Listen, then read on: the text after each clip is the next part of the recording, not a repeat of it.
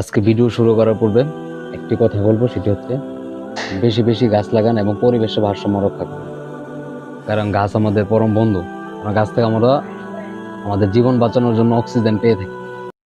Animal health BBMC YouTube চ্যানেলের পক্ষ থেকে আপনাদেরকে ভালোবাসা, অভিনন্দন এবং শুভেচ্ছা। সেই সাথে জানাই আসসালামু আলাইকুম। যারা আমার চ্যানেলটি সাবস্ক্রাইব করেছেন তাদেরকে অসংখ্য ধন্যবাদ, এবং যারা এখনো সাবস্ক্রাইব করেননি তারা অবশ্যই চ্যানেলটি সাবস্ক্রাইব করে পাশে থেকে বেল বাটনটি অন করে দিবেন, যেন নতুন কোনো ভিডিও ছাড়ার সাথে সাথে নোটিফিকেশন পেয়ে যান।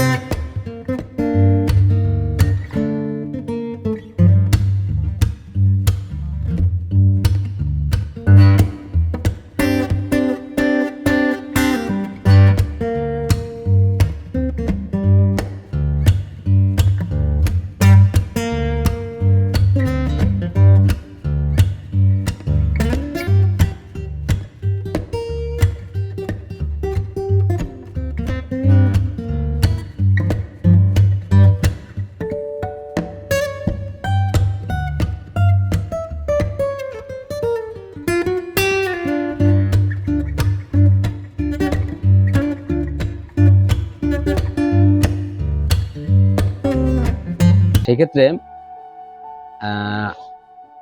আমরা লিভার টনিক ও গবাদি প্রাণীটিকে দিতে পারি। যেমন লিভার টনিকের ব্যবহার সাধারণত কৃমিনাশক ঔষধ খাওয়ানোর পর গবাদি প্রাণীকে আমরা লিভার টনিক দিয়ে থাকি। এছাড়া কোনো অ্যান্টিবায়োটিক দিয়ে চিকিৎসা চলাকালীন সময়ে অথবা চিকিৎসার পরে ওই গবাদি প্রাণীর দেহ থেকে স্ট্রেস বা ধকল বের করার জন্য আমরা সাধারণত এই লিভার টনিক দিয়ে থাকি।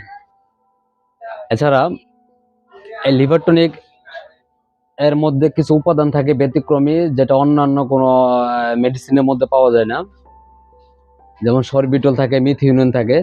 সরবিটল এমন একটা উপাদান যেটা আপনার গবাদি প্রাণীর শরীরের ভারসাম্যতা রক্ষা করে, তথা ভারসাম্যতা বলতে এটাই আপনার রুমেনের পরিবেশ ভালো রাখে, তথা আপনার ফার্মেন্টেশন প্রক্রিয়া তথা গাজন প্রক্রিয়া বা হজম ক্রিয়া বিপাকীয় যে সমস্যাগুলো আছে সেটার জন্য সফটলি ভাবে কাজ করে থাকে।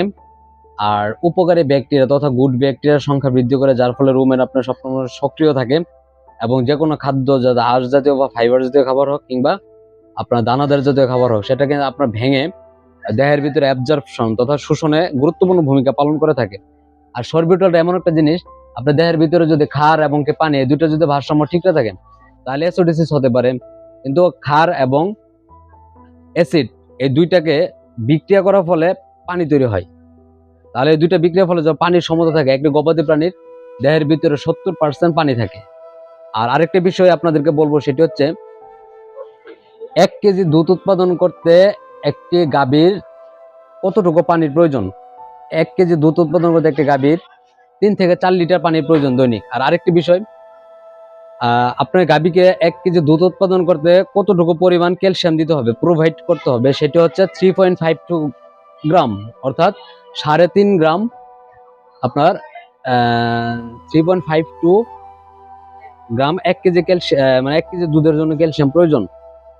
তাহলে অ্যান্টিবায়োটিক এমন একটি খুবই একটি খারাপ মারাত্মক ড্রাগস, যেটা আপনার গাভীর শরীরে যতদিন থাকবে ততদিন পর্যন্ত আপনার দুধের উৎপাদন মানে ডিক্রিজ অফ মিল্ক প্রোডাকশন হবে, তবে ইনক্রিজটা অনেকটা কমে যাবে। আর দ্বিতীয়ত হচ্ছে কোনো সারের ক্ষেত্রে যদি অ্যান্টিবায়োটিক দেওয়া হয়, তাহলে সারের কিন্তু প্রতিদিন দৈনিক একটা নির্দিষ্ট হারে কিন্তু মাংস বৃদ্ধি পায়, সেই মাংস বৃদ্ধির হারটা কমে যাবে। আর গ্রোথ প্রমোটার যেগুলো আপনার উঠতি বয়সের বকনা বাছুর অথবা সার অথবা ছোট বাছুর, সেই ক্ষেত্রে যদি আপনার ধরেন আপনার কাপস কাউর তথা সাদা উদরাময় হলো বাছুরের, সেক্ষেত্রে যদি আপনি অ্যান্টিবায়োটিক দিয়ে চিকিৎসা তো অবশ্যই করা লাগবে।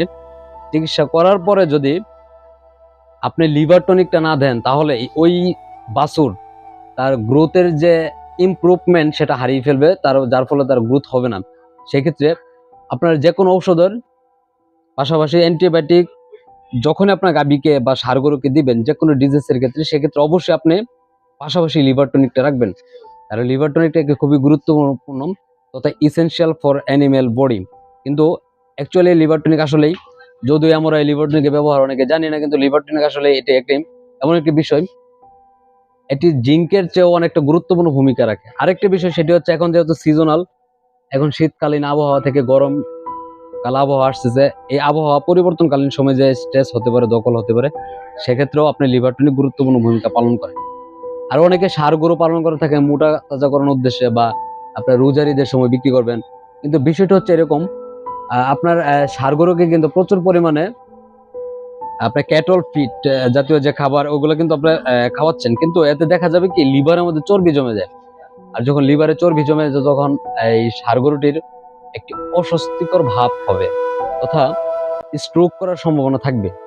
এই স্ট্রোকের হাত থেকে রক্ষা করার জন্য তথা ফ্যাটি লিভার সিনড্রোম, এটার হাত থেকে রক্ষা করার জন্য আপনার লিভার টনিক খুবই গুরুত্বপূর্ণ। এই জন্য আপনার গাভী কিংবা ষাঁড় গরুকে মাংস উৎপাদন তথা দুধ উৎপাদনের জন্য যেভাবেই আপনি লালন পালন করেন না কেন, অবশ্যই লিভার টনিকটা আপনার গবাদি প্রাণীকে দিবেন। তবে আসলে লিভার টনিকের ব্যবহার অনেক, কিন্তু এর কোনো জুড়ি নেই গবাদি প্রাণীর ক্ষেত্রে। তবে আজকের এই ভিডিও পর্যন্তই। আবারও বললাম, যদি ভিডিওটি ভালো লাগে অবশ্যই আমার চ্যানেলটি সাবস্ক্রাইব করবেন। ধন্যবাদ, ভালো থাকবেন, আল্লাহ হাফিজ।